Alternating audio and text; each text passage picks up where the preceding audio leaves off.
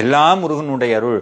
என்னைக்காவது ஒரு நாள் நம்ம படித்த திருப்புகனுடைய அருள் நமக்கு தெளிவாக விளங்க வைக்கும். அதனால வெற்றி வந்தா முருக பக்தர்கள் அதிகமாக கொண்டாடவும் வேண்டாம், தோல்வி வந்தா துவண்ட விடவும் வேண்டாம். வெற்றியும் முருகன் கொடுத்த பிரசாதம், தோல்வியும் முருகன் கொடுத்த மகா பிரசாதம்ங்கிறத ஏற்றுட்டு எல்லாமே அவர்கிட்ட கொடுத்துடணும். ஆனால் நம்ம வாயில சொல்லுவோம் அடிக்கடி, நான் எல்லாத்தையும் முருகன்கிட்ட கொடுத்துட்டேன், சரணாகதி எல்லாம் பண்ணிட்டேன். சரணாகதிங்கிறது பெரிய வார்த்தை, அதெல்லாம் நம்மளால பண்ணவே முடியாது. சரணாகதியை பற்றி சொல்லணும்னா ஒரு உண்மையை சொல்கிறேன்.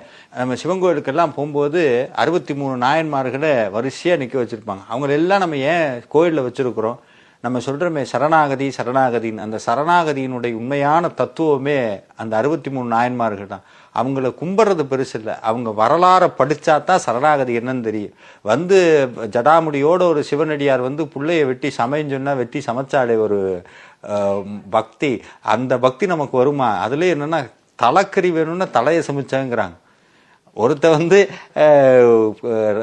விளக்கே ஏற்ற முடியாதுன்னு கழுத்தறுத்து ரத்தத்தை ஊற்ற போனார். அப்போ இதையெல்லாம் நான் பார்க்கும்போது, இதையெல்லாம் படிக்கும்போது எனக்குள்ள நான் பக்தன்னு சொல்கிறதுக்கே கூசும். அப்புறம் நான் எங்கே போய் சரணாகதின்னு சொல்கிறது? அப்போ இது பக்தியான்னு வச்சு பார்த்தா என்னோட பக்தியெல்லாம் கொண்டு போய் எங்கேயாவது வச்சு மறைச்சிடணும்.